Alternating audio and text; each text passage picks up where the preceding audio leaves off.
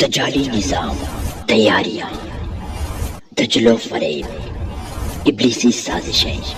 نظریات۔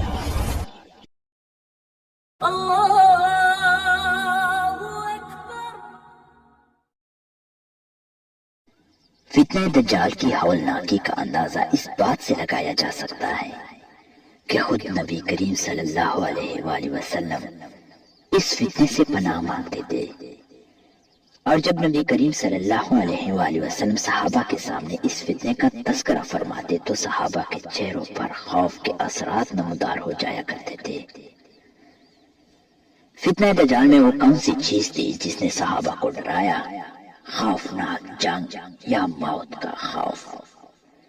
ان چیزوں سے صحابہ رضی اللہ تعالیٰ عنہ کبھی ڈرنے والے نہ تھے۔ صحابہ رضی اللہ تعالیٰ عنہ جس چیز سے ڈرے وہ دجال کا فریب اور دھوکہ تھا کہ وہ وقت اتنا خطرناک ہوگا کہ صورتحال سمجھ میں نہیں آئے گی، گمراہ کرنے والے کا دین کی بہتات ہوگی، پھر پروپیگنڈا کا یہ عالم ہوگا کہ لمحوں میں سچ کو جھوٹ اور جھوٹ کو سچ بنا کر دنیا کے کونے کونے میں پہنچا دیا جائے گا۔ انسانیت کے دشمن کو نجات دہندہ اور نجات دہندے کو دہشت گرد ثابت کیا جائے گا۔ یہی وجہ تھی کہ آپ صلی اللہ علیہ وآلہ وسلم نے فتنہ دجال کو کھول کر بیان فرمایا، اس کا حلیہ ناک نقشہ اور ظاہر ہونے کا مکان تک بیان فرمایا۔ لیکن کیا کیا جائے امت کے اس غفلت کو کہ عوام تو عوام، خواص نے بھی اس فتنے کا تذکرہ بالکل ہی چھوڑ دیا ہے۔ حالانکہ آپ صلی اللہ علیہ وآلہ وسلم نے بار بار یہ کہہ کر بیان فرمایا کہ بار بار تم سے اس لیے بیان کرتا ہوں کہ تم اس کو بھول نہ جاؤ، اس کو سمجھو، اس میں غور کرو اور اس کو دوسروں تک پہنچاؤ۔ دجال کے متعلق احادیث بیان کرنے سے پہلے مناسب معلوم ہوتا ہے کہ دجال کے بارے میں یہودیوں کے نظریات اور ان کے موجودہ تحریف شدہ کتابوں میں بیان شدہ پیشن گوئیاں بیان کی جائے، تاکہ اس وقت جو کچھ امریکہ اور دیگر کفار یہودیوں کے اشاروں پر کر رہے ہیں اس کے پس منظر اور اصل مقصد سمجھ میں آ سکے۔ دجال کے بارے میں یہودیوں کا یہ نظریہ ہے کہ وہ یہودیوں کا بادشاہ ہوگا، وہ تمام یہودیوں کو بیت المقدس میں آباد کرے گا، ساری دنیا پر یہودیوں کی حکومت قائم کرے گا،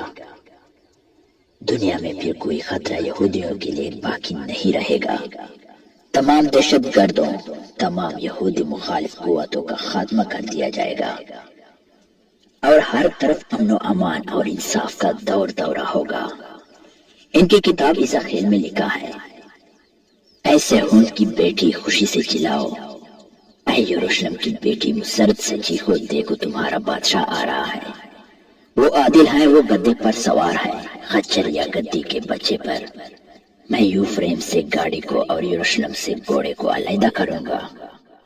جنگ کے پر توڑ دیے جائیں گے،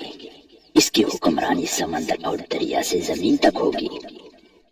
اس طرح اسرائیل کی ساری قوموں کو ساری دنیا سے جمع کروں گا، چاہے وہ جہاں کہیں بھی جا بسے ہوں،